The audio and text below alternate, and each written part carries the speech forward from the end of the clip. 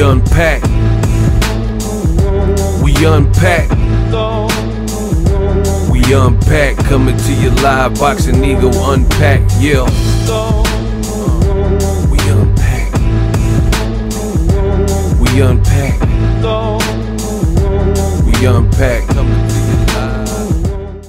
Well, it looks like Gennady Golovkin is prepared to duck Sergiy Derevyanchenko after a very tough fight. What up, fight world? It's your boy Ego, and I'm back with some more boxing. Make sure you smash the like button. Also subscribe to the channel for the latest and greatest in boxing. If you want to become part of the gang notification gang, please hit the bell icon. Shout out to the super chats, channel donations, the Venmo donations, and the Patreon family. We working. Also sign up for ESPN Plus, link in the description of all my videos. It helps the channel. I am an affiliate. Now we got a good fight out of Gennady Golovkin and Sergiy Derevyanchenko. However, it was such a good fight, it does not look and appear like Golovkin wants any parts of the rematch, which is what I predicted.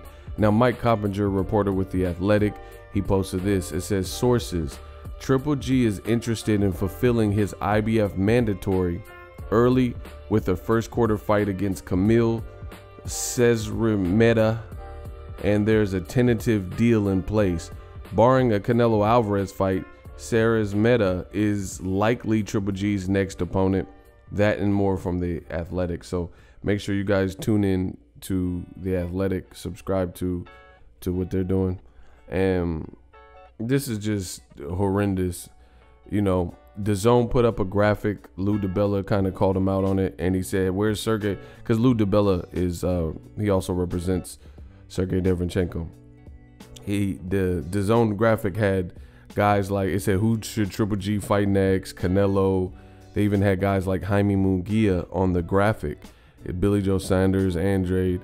And what was the point of putting that graphic up without Sergiy Derevyanchenko?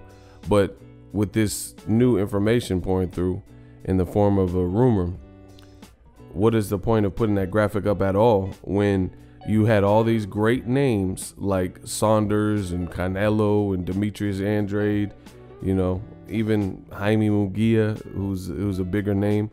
And now when it's all said and done and the smoke clears, they're talking about Triple G fighting Szechuan or whatever, Sriracha or whatever the dude's name is, you know. This is just laughable. Like, and the funny thing is, I don't even understand why DAZN is even allowing this on their watch based on how much money Triple G is purported to be getting. They're saying he's getting like 15 mil a check, something like that. So you're paying him all this money to fight events that even the fight with Derevyanchenko didn't look like it produced any great numbers. We haven't heard no numbers from DAZN, no viewership. The fight was good, you know, but we haven't heard this set a DAZN record and, you know, 1 million people tuned in. You know, the crowd, it looked like tickets were still being sold days before the fight, and there was gaping holes in the venue. They had to give away tickets, comp tickets, etc. So what do you expect from the likes of Sesmil or, you know, whatever the dude's name is?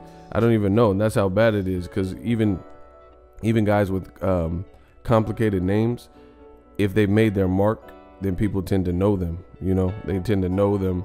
And like even Derevyanchenko, people know the name.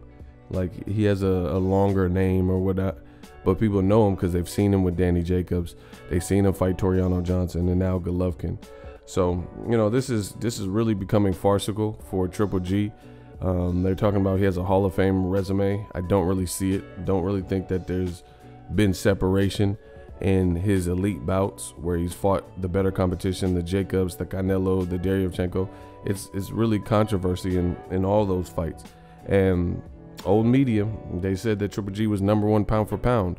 They said ESPN was the 25 best boxers in the last 25 years. So I can't wait to see what their response will be to Triple G fighting his mandatory, which could easily be overridden if he fought Demetrius Andrade. So there's no excuse. Like, even if you were not going to fight Derevyanchenko, you could fight Andrade, right?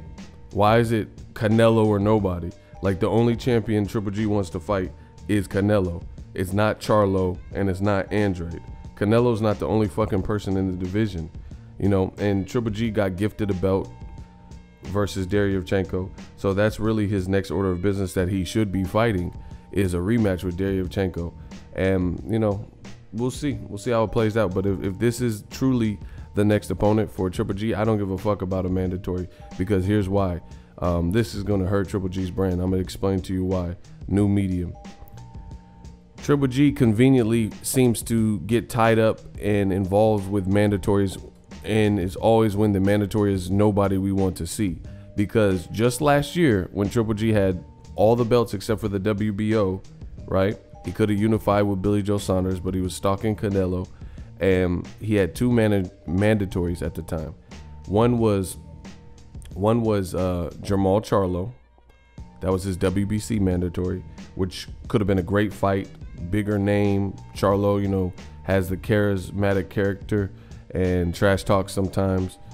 His brand is growing. He's a good fighter. He's undefeated. That was his WBC mandatory. His other mandatory was the IBF mandatory, Sergiy Derevyanchenko. And this is, I'm talking about last year. Triple G opted to not, when Canelo failed his drug test with clenbuterol, he opted to not fight against Derevyanchenko per the IBF rules and per them ordering that fight. And he cut a side deal, said he'll fight Derevyanchenko after he wants to fight Vanes Martirosyan. He wants to save the date, keep the Cinco de Mayo weekend fight. They moved him out of Vegas because it wasn't big enough to fight Vanes Martirosyan in Vegas. That would have been overkill. So they took him to a much smaller venue, the StubHub Center, and, you know, he fought Vanes Martirosyan, coming off a 2-year layoff, 2-year plus, switching promoters to Don King, so a new promotional deal. He was coming off a loss to Erislandy Lara, and more importantly, he was moving up from 154 to 160. This is who Triple G elected to fight instead of then mandatory Sergiy Derevyanchenko, right? And then he got stripped of the IBF belt. So the Canelo Triple G2 fight took a hit because Triple G didn't have the IBF belt like he did in the first fight, all because he failed to fight Derevyanchenko. So that's an example of two great mandatories he could have faced when he was a champion, right? And Jamal Charlo or Sergiy Derevyanchenko last year, and we wouldn't even be talking about the Derevyanchenko this year because we would have got an awesome fight, you know? And he elected not to fight him, but he's all up for fighting Dominic Wade as his mandatory, or Shishmil Szechuan, or whatever dude's name is. This is literally becoming a joke, and, you know, old media got some explaining to do. If this rumor is anywhere near true and there's no pressure, this is just what I've told you. I've told you, if you have the complexion for the protection, old media will try to protect you when you're in a rough and tumble, tough fight, especially if there's controversy, whether you lost or, and you lost controversial, you won controversial. There's never a precedence for fighters with the complexion for the protection to make amends. Charlie Edwards, Katie Taylor, Lomachenko versus Salido, Tyson Fury to do an immediate rematch with Wilder, and then Triple G now going on. How's he get to go on to either fight Canelo? He doesn't deserve a Canelo fight based on that performance. He looked poor, you know, very subpar performance. So if I'm Canelo, why would I fight him? Why would Canelo didn't want to fight him before. Off of that performance, why would Canelo want to fight him? Beyond that, Eddie Hearn, who is now managing Triple G's career, specifically said, and you guys can find this quote online, Eddie Hearn specifically said that Triple G is going to have to look impressive to land a Canelo shot. Like, this is his audition tape for Canelo, and he's going to have to look good in the fight. You know, he said he's going to have to look good in the fight with Derevyanchenko to impress, to get the Canelo shot. Well, we all know that he didn't impress. You know, the only thing impressive was his heart and his durability, but he didn't look good. He was hurt. You know, the guy that said he's never been hurt in a pro or amateur fight was definitely hurt to the body. He clenched a lot. He looked withered. He looked sloppy. And, you know, he really held on. He didn't even win championship rounds, like 11 and 12 in my book. So that is the opposite of looking good to impress for a Canelo. So in my view, he doesn't even deserve a Canelo shot. So take him out the equation. Plus, Canelo has his own level of danger fighting Kovalev just because he's bigger, right? We have to see how that plays out. It's the year of the upset, right? So you know, DAZN, I have no idea why their strategy is still talking about some Canelo Triple G3. It's just like Joshua. Why does Joshua have to fight Ruiz in an immediate rematch, but Triple G can go on to greener pastures and not set the record straight with Derevyanchenko? You know, it shows you what the aim is. You know, why does Joshua have to try to go into this dangerous fight with Ruiz? He was knocked out. Literally, he got knocked out, dropped 4 times. If anybody should have time off to recover and build back up, it should be Joshua. He has no obligation now because he doesn't have a belt. Triple G just got a belt in a bullshit way, and then they're protecting him.